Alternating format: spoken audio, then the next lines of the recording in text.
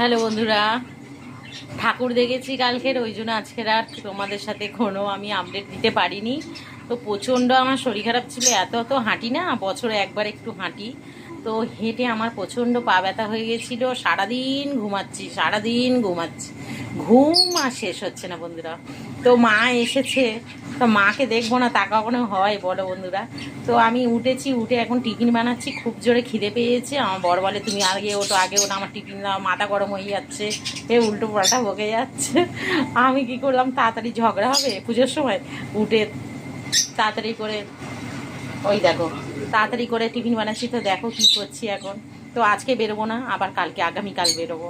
তো ওর জন্য ভীষণ ভীষণ তোমাদেরকে আমি ভিডিও দেখাতে পারিনি। তো খুব শরীর খারাপ হয়ে গেছিলো। আমরা ভোরবেলা ফিরেছি বাড়িতে, তো ভোর 3:20 ফিরেছি, যার জন্য আমাদের এত শরীর খারাপ, শুধু করে ঘুমাচ্ছিলাম। তো তোমাদেরকে দেখাতে পারিনি। তো চলো এখন কি করছি দেখো।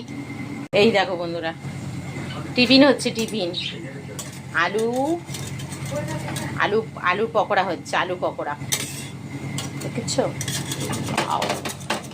আলু পকোড়া হচ্ছে আজকের, আলু পকোড়া। ও একসাথে করছি তো, যার জন্য গায়ে গায়ে লেগে যাচ্ছে, ভীষণ গায়ে গায়ে লেগে। কাঠের খুন্তিটা আমার আছে বন্ধুরা, কাঠের খুন্তিটা আমি বার করতে পারলাম না, উপরে আছে তোলা। তো এই হচ্ছে পকোড়া, হচ্ছে আলুর পকোড়া। আর এখানে আমি ভাত বসিয়ে দিয়েছি। তো খুব জোরে খিদে পেয়েছিল, এই যে আলু দিয়ে আর ভাত বসিয়ে দিয়েছি। আর এই যে আলু আর মশলা দিয়ে দিয়েছি একটুখানি, দিয়ে আর এটা পকোড়া বানাচ্ছি।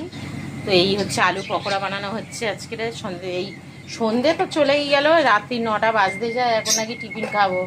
কপাল কপাল। তো শুয়েছিলাম, ভালো লাগছিল না।